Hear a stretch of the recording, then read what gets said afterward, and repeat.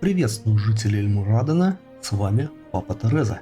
В последнее время на моих стримах вы довольно часто обсуждали C1, поэтому я решил собрать всю найденную информацию и объединить ее в данном ролике. Итак, перед вами больше 40 особенностей и основных отличий C1 от старших хроник.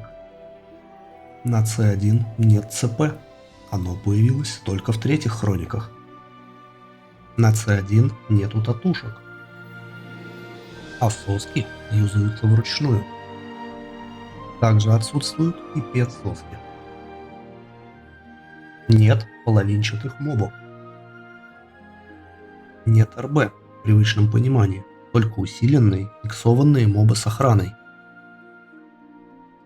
Нет вампирика как механики, ни бафа у Шие или ВК, ни пассивки у Тени и Фэса.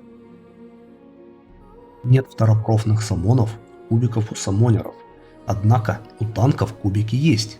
Все самоны для кача хавают 30% вашего опыта. Кубик ТК хилит только самого ТК.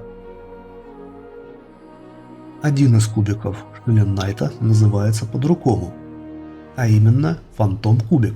В C1 он зовется Полтергейст Кубик, так что имейте это в виду, когда пойдете выбивать книгу. C1 нет ограничения на количество целей, как для пики, так и для ОЕ атак магов.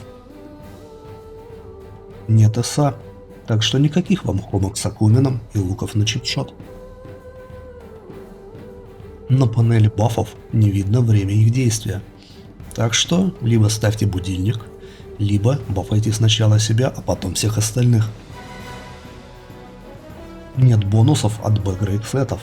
По факту в игре есть только сеты без ранга D и ранга C, а наборы Б-грейда никаких бонусов не дают. Ну и конечно же нет бонусов от сетов, заточенных на плюс 6.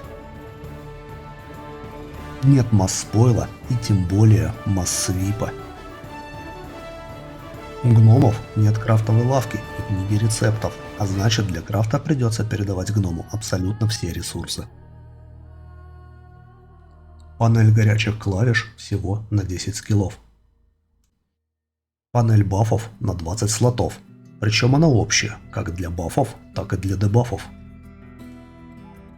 Награды по квестам сильно отличаются, например, всего 2000 аден по квесту на грибы у эльфов, а на 6 уровне у Гилберта не дают халявных НГ-сосок.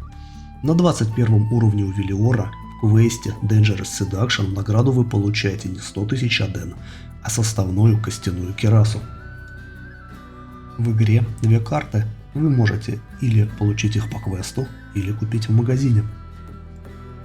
Расположение не только мобов, но и NPC может существенно отличаться. Самый типичный пример – сундук в Круме, который нужно искать по профи-гномам. Максимальный уровень, на котором можно получить скиллы – 56 для магов и 58 для воинов. Шанс прохождения скиллов Mortal Blow, Deadly Blow и Backstab зависит от вашего показателя Critical.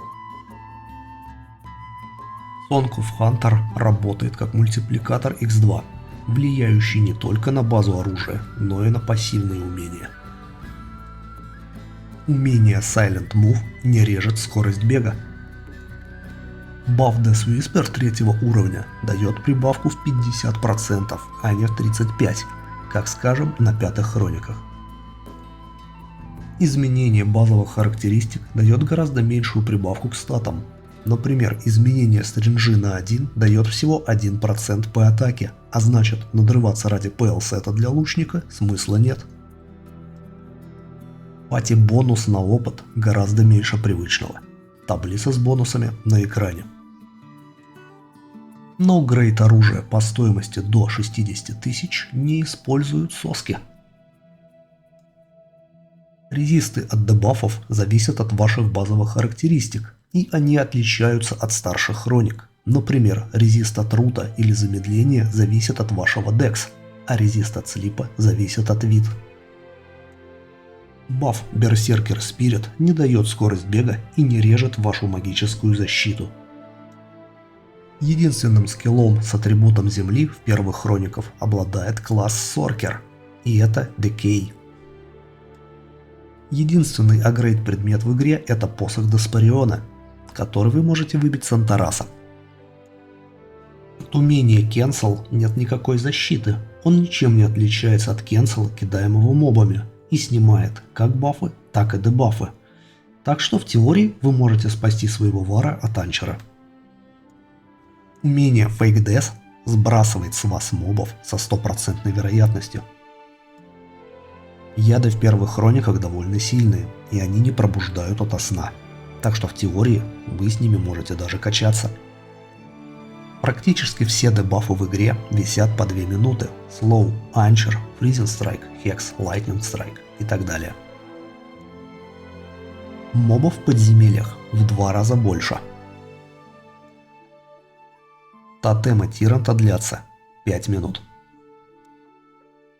Лимиты у Дестройера активируются при 20% хп и длятся всего 30 секунд. Ну и небольшой бонус от меня. Просто зайдите в игру и посмотрите на небо. Луна в C1 гораздо больше, а цветовая гамма отличается. Еще больше интересных подробностей о первых хрониках Lineage 2 вы найдете в моем блоге, в котором я выкладываю перевод Примагайда. Ссылку на него можно найти в описании под видео. Спасибо за просмотр.